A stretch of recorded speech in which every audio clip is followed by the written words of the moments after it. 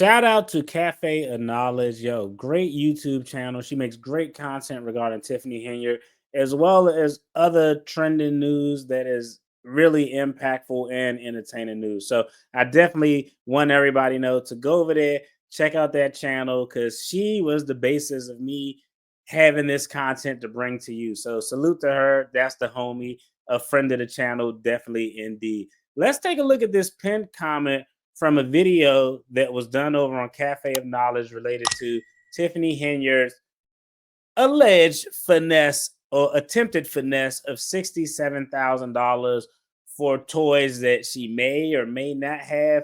We're going to dive into it and we're going to see if this finesse is even possible. And we're going to break down a few legal definitions so we can get some general understanding and a little bit more information about what's going on. So it seems like Tiffany has the toys stashed somewhere.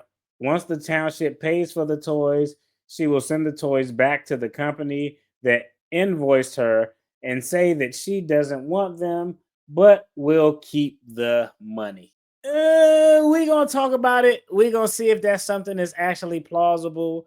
I'm Marcus, the Debt Free Dad, where we do attorney reactions to current event, trending topic, and news. As always, I invite you to like, share, subscribe, comment, support the channel. And if you want to become official co-counsel, definitely hit that join button and become a channel member where you get early access to content. I'm starting this video off again by saying shout out to Cafe of Knowledge for one dropping great content. And I'm always going to give credit to the content creator if it's something that I was like, oh, this is nice, let's talk about it. Now, I'm going to put a link to her video because she did a deep dive on it. And as I watched that video, I said, you know what?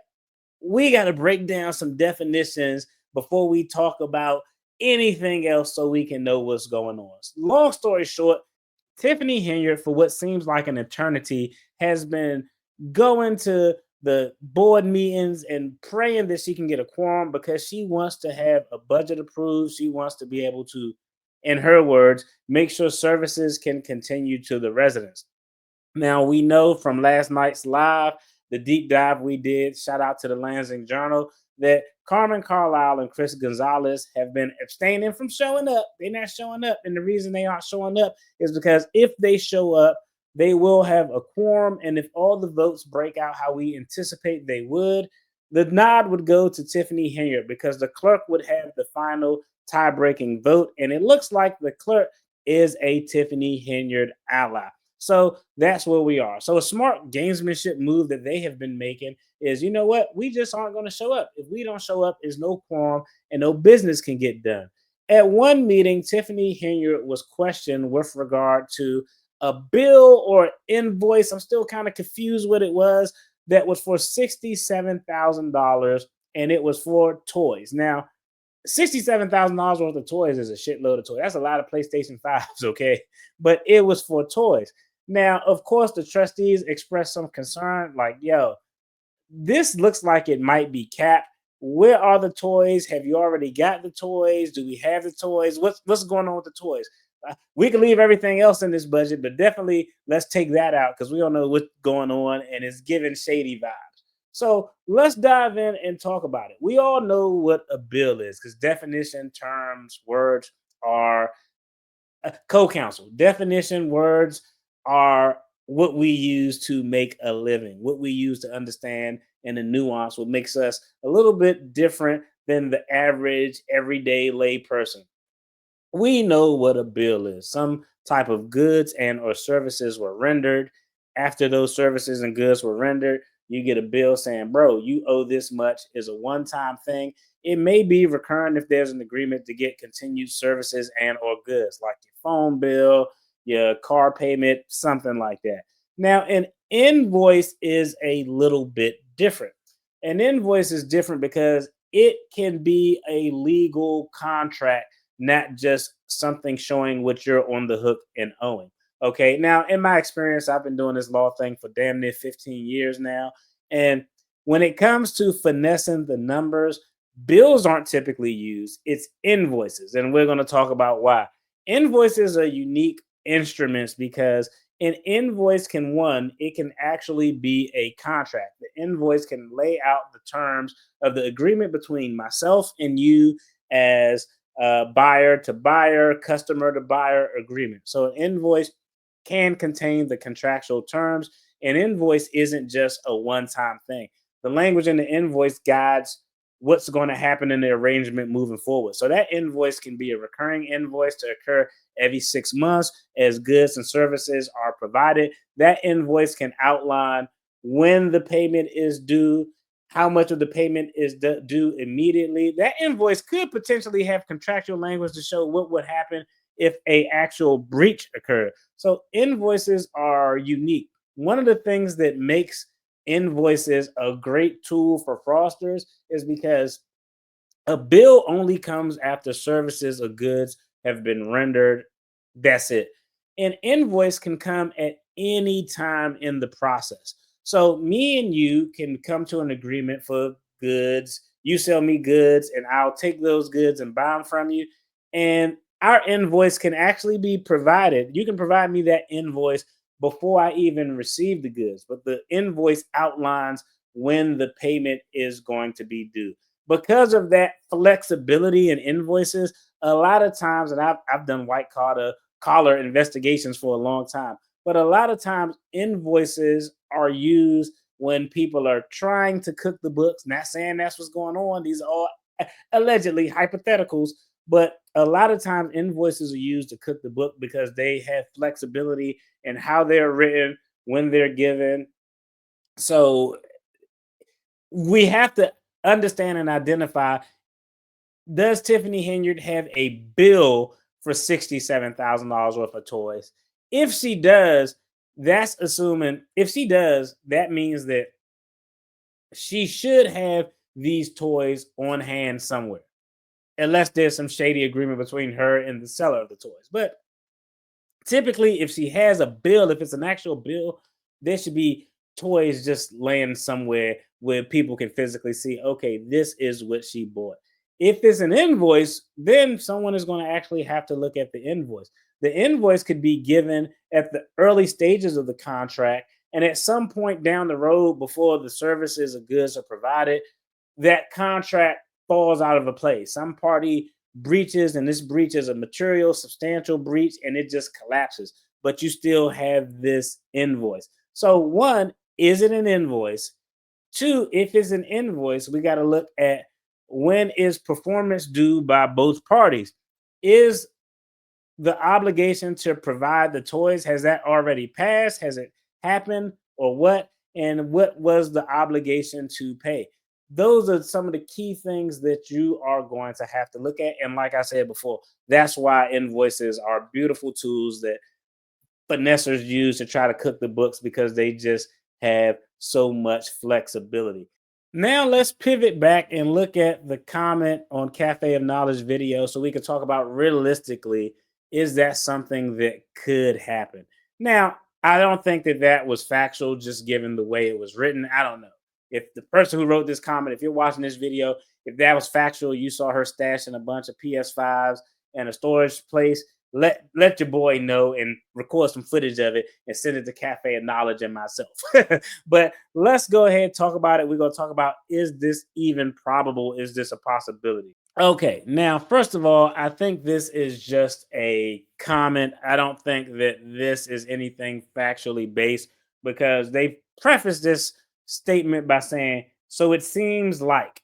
Anytime I say so it seems like, that means it's not based in fact. But let's talk about, could this be a scam that would actually work? No, because most scams will work. Let's talk about, would this, if this were in fact true, which I don't think it is from the way it was written, but if this were in fact true, would this be something that's an actually smart scam? So it seems like Tiffany has the toys somewhere. Once the township pays for the toys, she will send the toys back to the company that invoiced her and say that she doesn't want them but keep the money. Okay, what is the possibility of that being a scam? And if it were, in fact, a scam, one, I'm just telling you, it would be one of the dumbest scams in history. But that being said, scammers aren't historically smart. And some of the obvious lies that we have seen come from Tiffany Henyard aren't giving criminal mastermind, just to me. Hey, I've only been an attorney for a long ass time, but it is what it is. Okay, but let's just talk about it. Highly unlikely scenario to occur. And if it did occur, it's like a 100,000% chance that all fingers would point back to Tiffany Henyard if this was the case. Now, when a purchase is generally made for a municipality, it's done with a credit card. So Tiffany Henyard didn't use $67,000 in a slush fund to just pay cash for these toys up front. And if she did and she got a refund back or pocket money, that's not going to happen. In light of everything that's been going on, any purchase that would have to be made for the municipality is going to be on a credit card. So let's say she made the purchase, $67,000 worth of toys. Once she got these items, let's just think about this from a commonsensical standpoint. Christmas done came and went. These guys aren't showing up. She's not going to have a quorum. How long is she going to be able to hold on to these toys before she could actually legitimately turn them back in to get a refund? If she actually had the toys, the event should have already happened. The toys should have already been distributed, and there should have been a ledger identifying each toy and the cost associated with that toy. Christmas came. What are you waiting for? You want to distribute them on Valentine's Day? What the hell? So one, just off common sense, is very unlikely that she does have the toys because we haven't seen them. We haven't seen. There would need to be one, a giveaway actually giving away the toys, and a ledger showing the cost associated with all of the items that were distributed and what those items were, preferably with serial numbers written on them. That's just me. That's what I would want to smooth things over and to put me at ease. So let's say in this hypothetical, she used a credit card, she purchased the toys. Now she's holding on to these toys and she's like, okay, all right, they already approved the payment or they approved the invoice. Now I'm going to go and give these toys back and keep the money. $67,000, if it's put on a credit card, most places do not give back a cash refund for a credit card purchase. It does happen sometimes, but it's rare. In the instances where it does happen, most of the time there's a cap that is put on it. So if I buy $200 worth of toys and I go back and I don't have my card and they want to give me cash, that might work. $67,000, no company is going to place themselves in that position where they would have to eat that risk. It's just not going to happen. Number two, this scam would be directly traceable back to Tiffany Henyard. In light of all the talks going on with her use of credit cards and all of this crazy stuff, that would be the stupidest damn thing that could possibly be done. The toys were purchased on a credit card, hypothetically. That credit card is either associated with her or associated with someone who she has the ability to say, hey, make these purchases for me. You don't think that person is going to say something if they ask, hey, who told you to make the $67,000 purchase? Like, it's no way that a plan like that could be carried out and done successfully. In order for that plan to be carried out, it would have to be Tiffany Henyard using credit cards to make the purchase. She is working in cahoots with the seller of the toys so that she can purchase these toys and then carry these toys back. And even if that is the case, what benefit would that be for the toy manufacturer? Like, now I got $67,000 worth of merchandise that's just been sitting around for 30, 60, 90 days. When do you think these guys going to actually have a quorum so they can vote to approve this? It's just, I don't think it's a highly likely scenario. And even if it were attempted, all fingers would definitely point back to Tiffany Henyard. But the key takeaway from this video is we have to know a few things. One, was it a bill? If it's a bill, she should already be in possession of the goods. So we should physically be able to see these toys. And there should have already been a giveaway because Christmas is over, my guy. Like it should have already been a giveaway. There should be an inventory of all the items and the costs associated. That's probably not going to be the case. Now it's an invoice. We would actually have to look at the invoice, see the language of the invoice, what the contractual terms are of the invoice, when was performance due by both parties, the seller and the buyer. Has performance for the seller actually occurred? When is the funds? And if it has, with all these toys, I mean, it's just so much that we would have to look at. I think the long story short is given cause to pause. Is given shady. I don't know what her overall end game goal is. I would suspect if it were me and someone was like, "Hey, how would you finesse this scheme? What's the best way you could finesse this scheme?" It wouldn't be a bill, it would be an invoice. I would have an invoice, and the invoice would be for $67,000 worth of toys that I have already identified. Now, the township or the municipality would be foolish to give her cash. I'm assuming it would be more of a credit card authorization to that effect. If they actually give her cash, that's crazy. But if I were trying to do this stupid ass scam, which I wouldn't, not a bill, I would use an invoice. Preferably, I would want the authority to be able to write a check for the goods and services. Write a check under the government's name for those goods and services, and maybe have some arrangement with the toy manufacturer that I don't really want anything. Actually, just give me $40,000 worth of toys.